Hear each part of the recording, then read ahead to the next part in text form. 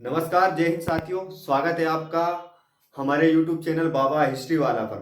साथियों, हम पढ़ रहे थे इतिहास और इतिहास की इसी श्रृंखला को आगे बढ़ाते हुए हमने इतिहास का परिचय को समझा। इतिहास में फिर हमने धीरे धीरे पूरे इतिहास के तीनों कालों को कवर किया। फिर हमने सिंधु घाटी सभ्यता पर चर्चा की और सिंधु घाटी सभ्यता को भी हमने आराम से और शांतिपूर्वक तरीके से हमने समाप्त कर दिया। अब साथियों, अब हम पढ़ेंगे वैदिक सभ्यता। वैदिक सभ्यता क्या होती है और वैदिक सभ्यता ने हमें क्या दिया है, और ऐसा बताते हैं कि वैदिक सभ्यता के मेन प्रवक्ता कौन थे? आर्य थे। यानी कि वैदिक सभ्यता के का आगमन के पीछे किसका हाथ था, कौन सबसे महत्वपूर्ण किरदार था? तो वो आर्य थे। तो आर्य है कौन और आर्य ही क्यों वैदिक सभ्यता के प्रणेता माने जाते हैं, उस पर भी हम विस्तार से चर्चा करेंगे। मतलब वैदिक सभ्यता हम पढ़ेंगे तो वैदिक सभ्यता में हम किसके बारे में जानेंगे। उदाहरण के लिए हम छोटी सी एक स्टोरी के माध्यम से समझने की कोशिश करते हैं कि हम वैदिक सभ्यता में किसके बारे में पढ़ेंगे। जैसे कि हमें अगर पढ़ना है, किसके बारे में पढ़ना है, मान ली जाए हमें पढ़ना है, उदाहरण के लिए जैसे कि हम कोई सी रियासत लेते हैं। रियासत कौन सी लेते हैं? अच्छी सी रियासत ले लेते हैं एक। हम देखते हैं भोपाल की रियासत ही मान लेते हैं, जो मध्य प्रदेश की पीएससी में पूछा भी जाता है उससे संबंधित, तो उसी पर हम थोड़ा सा देखते हैं। मान ली जाए हम किसी किसी भी स्थान के बारे में चर्चा कर रहे हैं, किसी भी स्थान या किसी भी क्षेत्र के बारे में चर्चा कर रहे हैं, तो अगर उस क्षेत्र के बारे में चर्चा करेंगे तो उसकी विशेषताओं के बारे में जानेंगे। और अगर हम किसी रियासत के बारे में जानेंगे तो उस रियासत का राजा कौन है, उस रियासत में क्या क्या विशेष चीजें थी, कैसी न्याय व्यवस्था थी, या वहां पर जो राजा था जो किस किस तरह से शासन करता था, यानी कि राजतंत्रात्मक था, कबीलाई था, या किस आधार पर उसका शासन चलता था। वहां पर जो निवास करने वाले जो व्यक्ति थे, अगर किसी भी प्रकार का कोई मामला हो जाता था तो उनको न्याय किस आधार पर मिलता था। अगर हम देखेंगे कि अगर वहां की व्यवस्था अच्छी सुव्यवस्थित है और वहां के लोग हंसी खुशी से हैं, तो वहां पर व्यापार का क्या माध्यम होगा, मतलब कि वो व्यापार करने के लिए किस चीजों पर आधारित थे। अगर व्यापार पर आधारित थे तो उनके महत्वपूर्ण साधन क्या था व्यापार, या आय के क्या क्या सोर्स थे, तो हम उन्हीं पर चर्चा करेंगे। और हम देखेंगे वैदिक सभ्यता, यानी कि वैदिक सभ्यता का प्रणेता आर्य थे। आर्य होते कौन है, आर्य कहते किसे हैं, और ये आर्य शब्द आया कहां से है। बताते हैं कि जो हिंदुस्तानी है, जो हम हैं, हम आर्यों की संतान है। अगर हम आर्यों की संतान है तो आर्य जो है उनका हमारा मेल कितना है, मतलब उनसे और उनकी जो संस्कृति थी और उसका जो अभी वर्तमान हमारी संस्कृति थी, दोनों का कॉम्बिनेशन कैसा है। मान ली जाए क्या आर्य वो चीज जिस चीजों को मानते थे आज हम उन चीजों को मान रहे हैं? अगर ऐसा है तो ये प्रूफ हो जाता है कि हम आर्यों की संतान हैं। आर्य आर्य वैदिक वैदिक सभ्यता में हम आर्यों के बारे में ऋग्वेदिक काल पूरा आर्यों के ऊपर भरा पड़ा हुआ है। फिर जब उत्तर वैदिक काल हम पढ़ेंगे, जैसे कि वैदिक काल का समय अवधि रहती है वैदिक सभ्यता की 1500 से 600 ईसा पूर्व। कितनी रहती है? 1500 से 600 ईसा पूर्व का समय वैदिक काल का रहता है। और वैदिक काल को दो भागों में डिवाइड कर देते हैं, यानी कि दो भागों में बांट देते हैं। अब सर, उनको वैदिक काल को दो भागों में किसने बांटा? आर्यों ने बांटा या हमने? आर्यों ने नहीं बांटा, हम इतिहासकारों ने बांटा, जिसने हमारे इतिहास को लेखन का कार्य किया ताकि उसको आसानी हो, क्योंकि इनके अलग अलग पक्ष को एकदम व्यवस्थित ढंग से किसी को बता सके या प्रस्तुत कर सके। उस आधार पर क्या किया उन्होंने, उसको बांटा है। उसको बांटने का एक तरीका ये हो सकता है कि वो आसानी से समझ सके आर्यों की संस्कृति को, ये एक मुख्य कारण हो सकता है। या अगर कोई सी पुस्तक बन रही है या इतिहास का लेखन हो रहा है तो उसको आराम से किसी को जिसको भी सामने पेश करे या प्रस्तुत करे उसको आसानी से समझ आ जाए। ये तो वैदिक सभ्यता की शुरुआत 1500 से 600 ईसा पूर्व से मानी जाती है, जिसमें दो भागों में उसको डिवाइड कर दिया जाता है, ऋग्वेदिक काल और उत्तर वैदिक काल। ऋग्वेदिक काल की अगर बात करते हैं तो ऋग्वेदिक काल का समय काल माना जाता है 1500 से 1000 ईसा पूर्व। कितना माना जाता है? 1500 से 1000 ईसा पूर्व ऋग्वेदिक काल का समय काल माना जाता है। और उत्तर वैदिक काल की अगर बात करें तो 1000 ईसा पूर्व से 600 ईसा पूर्व की समय अवधि रहती है। मतलब कि उन्होंने अपनी सहूलियत से हिसाब से दो भागों में डिवाइड कर दिया है। किसको? वैदिक सभ्यता को। अब ऋग वैदिक काल की बात करते हैं तो ऋग वैदिक काल का हमने समय अवधि बताई 1500 से 1000 ईसा पूर्व। अब ऋग वैदिक काल में ऐसा क्या था? तो ऋग वैदिक काल आर्यों से माना जाता है कि मतलब आर्य है क्या, आर्य आए कहां से और आर्यों को आकर भारत में किस प्रकार उनका रहना हुआ, या आर्य भारत के ही मूल निवासी थे। तो इसको लेकर बहुत सारे इतिहासकार थे, उनमें अलग अलग प्रकार का मतभेद है। कोई बताता आर्य तिब्बत से आया, कोई बताता है आर्य दक्षिणी ध्रुव से आया, कोई बताता है कि आर्य उत्तरी ध्रुव से आया, कोई बताता है सप्त सैंधव प्रदेश से आया। तो आर्यों के निवास स्थान को लेकर अनेक अनेक प्रकार के मत हैं। लेकिन जब हमने इस सभ्यता के बारे में जाना तो पहले ऐसा लगता था कि यह सभ्यता सिंधु घाटी सभ्यता से पहले की सभ्यता थी। मतलब जब सिंधु घाटी सभ्यता शुरू नहीं हुई थी उससे पहले आर्य यहाँ पर रहने लग गए थे और आर्यों का निवास स्थान ये बन चुका था। लेकिन जब हमने उस पर चर्चा की, उसके बारे में सर्च किया, रिसर्च किया और जानने की कोशिश की, तो हमारी सबसे प्राचीन सभ्यता कौन सी जो हमने पहले के लेक्चरों में पढ़ी है, कौन सी थी? वो थी ऋग वैदिक, वो सिंधु घाटी सभ्यता। कौन सी सभ्यता थी? सिंधु घाटी सभ्यता। अब जब हमने देखा कि सिंधु घाटी सभ्यता खत्म होने के बाद में आर्य आए, क्या सिंधु घाटी सभ्यता के विनाश का एक मुख्य कारण आर्यों को मान सकते हैं क्या? सिंधु घाटी सभ्यता के पतन के पीछे आर्यों का हाथ था क्या? इन सभी चीजों को लेकर बहुत मतभेद है। लेकिन फिर भी हम देखेंगे कि आर्य थे कैसे। आर्य का मतलब होता है उच्च कुल का, आर्य का मतलब होता है गौर वर्ण का, आर्य का मतलब होता है सभ्य। क्या होता है? आर्य बलिष्ठ होता है, आर्य की भुजाओं में ताकत होती, आर्य योद्धा होता है, आर्य उच्च कुल का होता, आर्य गोरे वर्ण का होता है। क्या सिंधु घाटी सभ्यता में ऐसे लोग नहीं थे? बिल्कुल थे। फिर आर्य अस्त्र शस्त्र औजार, जैसे कि हमने थंबनेल पर 3 चीजों का जिक्र किया है और लगाया है, आपने देखा होगा। एक है घोड़ा, फिर है 3 वेदों का चित्र और तीसरा चित्र किसका है? गौ माता का। और गाय के अंदर बहुत सारे देवी देवताओं के चित्र भी अंकित है, आप देखना थंबनेल पर आपको दिखेंगे। आर्यों का सबसे महत्वपूर्ण और सबसे मुख्य अगर जानवर को देखते हैं हम, तो उनका महत्वपूर्ण जानवर था, क्या जानवर था? घोड़ा था। घोड़े के प्रमाण हमें सिंधु घाटी सभ्यता से कहीं ना कहीं 1-2 मिले हैं, लेकिन सबसे ज्यादा अगर सबसे प्रमुख जानवर था तो क्या था? घोड़ा आर्यों का सबसे प्रमुख जानवर था।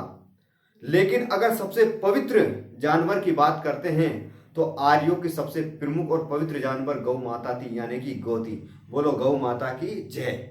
मतलब गाय उनका सबसे पवित्र जानवर था और उस गाय के नाम पे के आधार पर उन्होंने अपने कुल, ग्राम, जन, विष्ट, राष्ट्र, राजा तथा सुबह का समय, शाम का समय, भोजन, निष्क, इतने तमाम जितने शब्द आते हैं या गाय को बांधने के स्थान, इन सभी स्थानों के नाम उन्होंने गाय के नाम पर आधारित थे।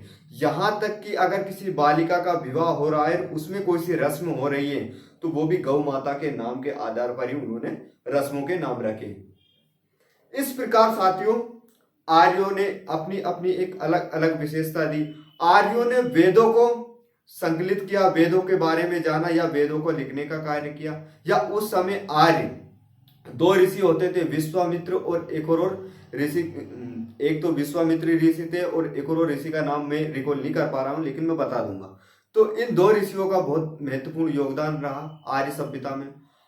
आर्यों का प्रसिद्ध एक पशु था गाय, जो गौ माता को हम आज भी मानते हैं और आज भी उनको अच्छा दर्जा दे रखा। हमारे हिंदू धर्म में, सनातन धर्म में माता का दर्जा दिया गया है गौ माता को। तो क्या इससे हम अंदाज लगा सकते हैं हम आर्य की संतान हैं? बिल्कुल हम लगा सकते हैं कि हम आर्य की ही संतान हैं, क्योंकि गौ माता को वो मानते थे तो गौ माता को हम भी मानते हैं, मतलब गाय को। और गाय को, जिसको गाय याद नहीं हो, बाजार का जो भी लड़का हो, शहरी बाबू, उसको बता देते हैं काऊ, COW, काऊ। काऊ माने होती है गाय, तो वो याद रखे, काऊ को बोलते हैं गाय। अब भाई साहब, अगर गाय का इतना उल्लेख है तो क्या वेदों का उल्लेख भी है? बिल्कुल। 4 वेद हैं, ऋग्वेद, सामवेद, यजुर्वेद और अथर्ववेद। ये 4 वेद हैं, लेकिन सबसे प्रमुख अगर वेदों की बात करते हैं तो 3 वेद है। लेकिन चौथा जो वेद है, कौन सा वेद है? ये वाला अथर्ववेद। अथर्ववेद जो वेद है, इसको वेद माना ही नहीं गया। इन वेदों में अलग अलग चीजों की चर्चा की गई, ऋग्वेद, यजुर्वेद और सामवेद। अगर संगीत की बात करें तो साम वेद पूरा संगीत पर समर्पित वेद है, संगीत में ही वेद है पूरा। और ऋग्वेद की बात करें तो धर्म कर्म कांड पर आधारित है। यजुर्वेद की अब बात करें तो इसमें भी आर्थिक और सभी व्यवस्थाओं के बारे में चर्चा की। लेकिन अथर्ववेद एक ऐसा वेद है जिसको वेद नहीं बोल सकते हैं, और लेकिन कहा गया है तो हम वेद भी मानेंगे, क्योंकि अथर्ववेद हमें उठपटांग हरकतें सिखाता है, उठपटांग चीजें सिखाते हैं, भलाई बुराई सिखाता है। भलाई से ज्यादा बुराई की चीजें भी अथर्ववेद में ही देखी जा सकती हैं। अथर्ववेद को इसीलिए जादू टोने का वेद भी कहते हैं, यानी कि जादू टोने जैसी अगर चीजें होती है तो वो कहाँ पर होती, अथर्ववेद में मिलती है। अगर उठपटांग हरकतें वाली चीज हो सकती है तो क्योंकि हर चीज, अच्छी चीज के पीछे एक बुराई अवश्य होती है, ये आपको भी पता है, ये हमें भी पता है। तो अथर्ववेद हमें उन सभी चीजों के बारे में यही बताता है कि किसको किस तरह निपटाना है, किसको किस तरह सुलझाना है। ये अथर्ववेद का ही चमत्कार है। तो आज क्या हम जादू टोने जैसी चीजों को नहीं मानते? बिल्कुल मानते हैं। तो हो गए ना हम आर्य की संतान। और मैं प्रमाणित करता हूं, साम वेद मतलब संगीत का वेद। यदि हम साम वेद पढ़ेंगे, संगीत की दुनिया में आज डीजे मीजे वाला चल रहा है कि डीजे वाले बाबू जरा गाना बजा दे, तो ऐसी चीजें चल रही कि नहीं? और वो कौन सी है? लेफ्ट राइट हाले। तो वो सारी चीजें कहां पर है? संगीत में। ये संगीत नहीं है, संगीत को इतनी बेकार तरीके से तोड़ ताड़ दिया है कि कोई पता नहीं अब इसका क्या नाम रखें। पर ये सब चीजें कहां पर है? साम वेद में पढ़ेंगे, साम वेद में पढ़ेंगे। और साम वेद और ऋग्वेद में क्या है? ऋग्वेद में उन 10 महामंडलों की चर्चा की गई है, जिसको अलग अलग ऋषियों के द्वारा दिया गया। अलग अलग ऋषियों के द्वारा इन मंडलों को लिखा गया है। इन मंडलों के अंदर जिन चीजों की चर्चा की है, चाहे गायत्री मंत्र हो, चाहे सत्यमेव जयते हो, और अगर चाहे तो हमें जो एक युद्ध की चर्चा करेंगे, 10 राग युद्ध, यानी कि 10 राजाओं का युद्ध, 10 राजाओं के युद्ध की चर्चा करेंगे। 10 राजाओं का युद्ध आखिर में हुआ क्यों है, इस पर भी हम जब ऋग्वेद पढ़ेंगे डिटेल से तो उस पर हम चर्चा करेंगे। अगर आज हम क्या कर रहे हैं, आज हम वैदिक सभ्यता का एक सामान्य परिचय पर चर्चा कर रहे हैं कि वैदिक सभ्यता के अंतर्गत हमें क्या पढ़ना है और क्या हमारी परीक्षा के लिए महत्वपूर्ण है। साथियों, परीक्षा के लिए महत्वपूर्ण तो होगा ही होगा, ये तो आपको भी पता है, क्योंकि अब तक आपने हमारे लेक्चर देखे हैं, जिससे अंदाज लगाया होगा कि ये चीज, ये कंटेंट बहुत काम का है। लेकिन हमारे व्यवहारिक जीवन में भी इसका बहुत ही महत्व है, बहुत ज्यादा महत्व है कि हम हमारी संस्कृति के बारे में जानने का प्रयास कर रहे हैं। जैसे कि हमने सिंधु घाटी सभ्यता से स्वास्तिक चिन्ह को उठाया, पशुपति शिव को उठाया कि शिव हमारे भगवान है, पशुपति शिव को हमने भगवान माना है। कहां पर? सिंधु घाटी सभ्यता में। उसी शिव को, शिवलिंग के साक्ष्य भी हमें वहां पर मिले कि शिवलिंग की पूजा होती थी, योनि पूजा के साक्ष्य मिले। इसी तरह अगर वेद, क्योंकि वैदिक सभ्यता में देखेंगे तो आर्यों ने अपना सबसे प्रमुख देवता राजा किसको बनाया? इंद्र को बनाया। इंद्र को अपना नेता चुना, क्योंकि आर्य, एक बात है, अगर कोई व्यक्ति बुरे काम करता है या किसी को परेशान करता है तो वो अपना नाम की बदनामी कभी नहीं करता है, वो अपने आप को बदनाम कभी नहीं करना चाहेगा, वो किसी दूसरे का माध्यम। जैसे कि मान लीजिए अगर कोई मेरा रिलेटिव है और मैं अच्छी जगह पर हूँ, अच्छी जगह मेरी पोस्टिंग है, मेरा बढ़िया पावर है, अगर वो उत्पाती हरकतें करेगा तो वो मेरे नाम लेके करेगा कि मैं गुरु का ये लगता हूँ, वो लगता हूँ, कुछ भी करेगा, मेरे नाम का दबदबा बनाकर वो ऐसी उठपटांग हरकतें करेगा। तो आर्यों ने क्या सोचा कि आर्य जब भारत आए या भारत के सीमा के अंदर प्रवेश किए तो उनके साथ उनके बहुत सारे जानवरों को लेकर आए, बहुत सारे जानवरों को लेकर आए। लेकिन जब उन्होंने, उस जानवरों ने क्या, यहाँ का टेम्परेचर, वातावरण, इन सभी चीजों को नहीं झेल पाए और समय समय पर वो धीरे धीरे मरने लग गए। आर्यों के पास कुछ भी नहीं रहा। आर्यों ने फिर सोचा कि यार अगर अपने पास कुछ भी नहीं रहा, क्योंकि उस समय ना तो कृषि था ना कुछ नहीं था, ओनली था पशुपालन। उनका जीवन पशुपालन पर आधारित था और वस्त्र बनाने का वो काम करते थे, मतलब पशुपालन करते थे, भेड़ बकरियों गाय आदि को वो पालते थे। गाय को सबसे प्रमुख जानवर मानते थे, क्योंकि ऐसा भी हमने जब आर्य सभ्यता के बारे में पढ़ा तो एक चीज और वहां पर निकली है कि अगर कोई व्यक्ति पाप कर दे या किसी गलत कार्य कर दे, लेकिन उसके दंड अगर उसको दिया जाता है तो उसको गौ माता का दंड दिया जाता है। क्या दंड दिया जाता है कि 1000 गाय, तुम मान ली जाए अगर छोटा मोटा दंड काम कर दिया, ऐसा कांड कर दिया, मान ली जाए किसी को छेड़छाड़ दिया और छेड़छाड़ दिया, वहां के पंचों ने अगर सजा सुनाई तो उनने बोल दिया कि 5 गाय तुम्हें देना पड़ेगी। क्या देना पड़ेगी? 5 गाय देना पड़ेगी। मतलब कि 5 गाय देने का मतलब यह अभी आज के जमाने में 5 मर्सिडीज देना। कितनी मर्सिडीज देना? 5 मर्सिडीज गाड़ी देना। वो एक इतना बड़ी रकम होती थी क्या? गाय। इसलिए गाय का सबसे अधिक महत्व था, क्योंकि गाय को वो अपने माता का दर्जा देते थे। गाय से वो दूध प्राप्त करते थे, घी प्राप्त करते थे। खाने पीने की तमाम वस्तुएं वो गायों पर ही निर्भर थी, यानी कि पशुपालन पर निर्भर थी।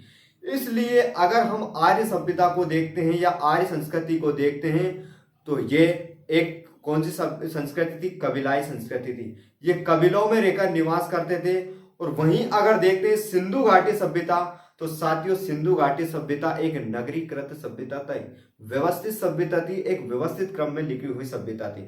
इस प्रकार इसमें ये अंतर हम देख सकते हैं। और अगर हम देखेंगे तो धीरे धीरे आर्यों ने जानवर को भी हमने देखा, क्योंकि इनका प्रमुख जानवर घोड़ा था, क्योंकि ये घोड़ों से ही युद्ध लड़ते थे, घोड़ों के माध्यम से ये लड़ाइयों में जाते थे। और सबसे ज्यादा हष्ट पुष्ट थे, बलिष्ठ थे, यानी कि हथियार औजारों के अगर प्रमाण मिलेंगे तो कहाँ से मिलेंगे? वैदिक सभ्यता। अगर हमें गीता, महाभारत, भागवत गीता, जो भी है, जितने भी हमारे धार्मिक ग्रंथ है, उनके बारे में अगर हम चर्चा करेंगे तो किस में करेंगे? वैदिक संस्कृति में करेंगे, यानी कि वैदिक सभ्यता में करेंगे। इस प्रकार हम आर्यों के बारे में विस्तार से जानेंगे। और ऋग्वैदिक काल में कौन कौन से महत्वपूर्ण ग्रंथ हुए उन पर भी हम चर्चा करेंगे। आइए हम उसी क्रम को धीरे शुरू करते हैं और उन पर विस्तार से चर्चा करते हैं, जो और उस प्रकार चर्चा करेंगे जिस प्रकार की परीक्षा में क्वेश्चन पूछे जाते हैं, कि यानी कि फैक्चुअल, जहां फैक्चुअल रहेगा वहां फैक्चुअल चर्चा करेंगे, जब कॉन्सेप्ट रहेगा वहां कॉन्सेप्ट के आधार पर चर्चा करेंगे। जैसे कि हम स्टार्ट करते हैं कि वैदिक सभ्यता सामान्य एक परिचय। इसका समय काल है 1500 ईसा पूर्व से 600 ईसा पूर्व। वैदिक सभ्यता को 2 कालखंडों में बांटा गया है, ऋग्वैदिक काल और उत्तर वैदिक काल। कौन सा काल? ऋग्वैदिक काल और उत्तर वैदिक काल। ऋग्वैदिक काल के समय काल की अगर बात करते हैं तो 1500 ईसा पूर्व से 1500 ईसा पूर्व से 1000 ईसा पूर्व है। यह हमने गलत लिख दिया है ना, तो अब हम उसको सुधार लेते हैं। और यहाँ पर 1000 ईसा पूर्व से 600 ईसा पूर्व का समय काल इनका रहा था। लेकिन अब 3 वेद थे इसमें, कौन से? ऋग्वेद, यजुर्वेद, सामवेद। इन तीनों वेदों को बोला जाता वेद त्रय या त्रय। कौन कौन से वेदों को बोला जाता था? ऋग्वेद, यजुर्वेद और सामवेद। इन तीनों वेदों को क्या बोला जाता? वेद त्रय या त्रय। क्वेश्चन यहां से क्या बनेगा कि त्रय किसे कहते हैं? त्रय में शामिल है, इन वेदों के नाम दे देंगे, एक ये दे देंगे। तो हमें कौन सा वेद याद रखना है कि अथर्ववेद को वेद त्रय में शामिल नहीं किया गया। कौन से वेद को नहीं किया गया? अथर्ववेद में वेद त्रय को शामिल नहीं किया गया। इस संस्कृति का संस्थापक आर्यों को माना जाता है। और आर्य शब्द का अर्थ है श्रेष्ठ, श्रेष्ठ, उत्तम, अभिजात। उत्तम यानी कि उत्तम कुल का, अभिजात यानी कि कुलीन वर्ग का, यानी कि राजा वर्ण का, और उत्कृष्ट, उत्कृष्ट यानी कि सर्व, सबसे ऊपर यही है। ऐसा माना जाता है कि थोड़ी सी हम और बता देते हैं कि आर्यों का कहना यह है कि हम आर्य लोगों को आर्य बनाने आए, हम सभ्य बनाने आए। जैसे कि अंग्रेजों की नीति थी, हमने एक बार चर्चा करी थी, इसी तरह आर्यों की नीति थी कि हम जो अनार्य लोग हैं, जो पहले से निवास कर रहे हैं, अलग गोरे वर्ण के नहीं है, ऐसे बलिष्ठ नहीं है, उन लोगों को हम आर्य बनाएंगे। हम आर्य बनाने के लिए आए हैं। तो ये अपना आप को श्रेष्ठ मानते थे, उत्तम कुल का मानते थे, कुलीन मानते थे, अभिजाति भी यानी कि कुलीन व्यक्ति होता है, उत्कृष्ट मानते थे। इस संस्कृति की जानकारी यानी कि वैदिक संस्कृति की जानकारी वैदिक साहित्य से प्राप्त होती है, यानी कि वैदिक साहित्यों के माध्यम से हमें इस संस्कृति की जानकारी प्राप्त होती है। इसीलिए इसे वैदिक संस्कृति भी कहा जाता है। क्या कहा जाता है? वैदिक संस्कृति। दूसरा, वैदिक काल को 2 भागों में विभाजित किया गया, ऋग्वैदिक काल और उत्तर वैदिक काल। यह हमने देखा। ऋग्वैदिक काल में 21 नदियों का वर्णन है, यानी कि ऋग्वैदिक काल में कौन सी महत्वपूर्ण नदियां थी, ऐसी कौन सी, तो कितनी नदियां थी? 21 नदियों के बारे में बताया गया है। जैसे कि पूर्व दिशा में देखेंगे गंगा नदी, इसका एक ही बार उल्लेख मिलता है हमें। और पश्चिम में देखेंगे कुबा नदी। कौन सी नदी? कुबा नदी। जैसे कि सप्त सैंधव प्रदेश की 7 नदियों के बारे में भी बताएगा। तो सप्त सैंधव प्रदेश कौन सा है, इसके बारे में भी हम देखेंगे।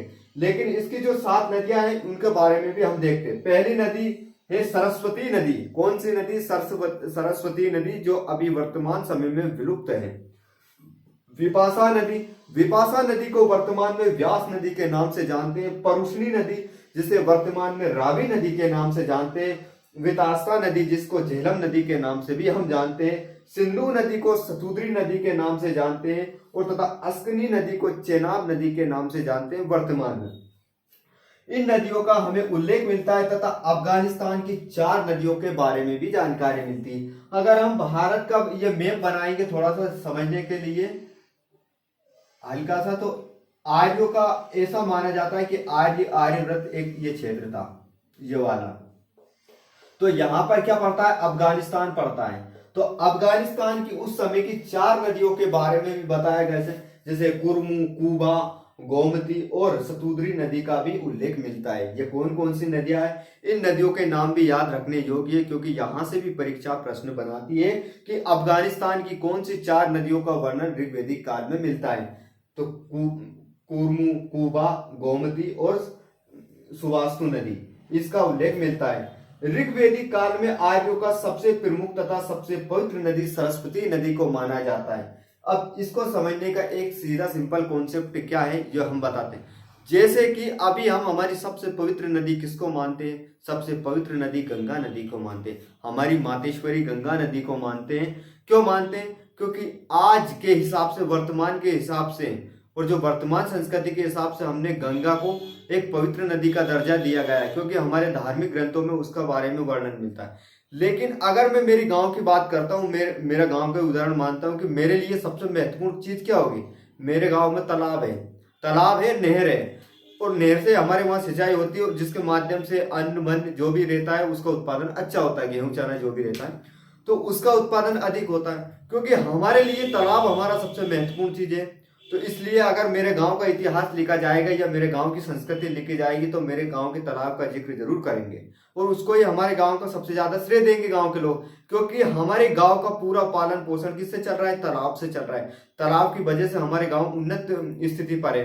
तो उस समय आर्यों की सबसे प्रमुख नदी और सबसे महत्वपूर्ण नदी कौन सी थी? सरस्वती नदी थी, क्योंकि वो एक पवित्र नदी का दर्जा उन्होंने दे रखा था, और सबसे अधिक उनका कार्य यानी कि व्यापार और रहने की जगह, वो सभी जगह उस क्षेत्र के आसपास ही थी उनकी। तो आर्यों ने अपनी सबसे पवित्र यानी अपनी माता का दर्जा किसको दे दिया? सरस्वती को दे दिया।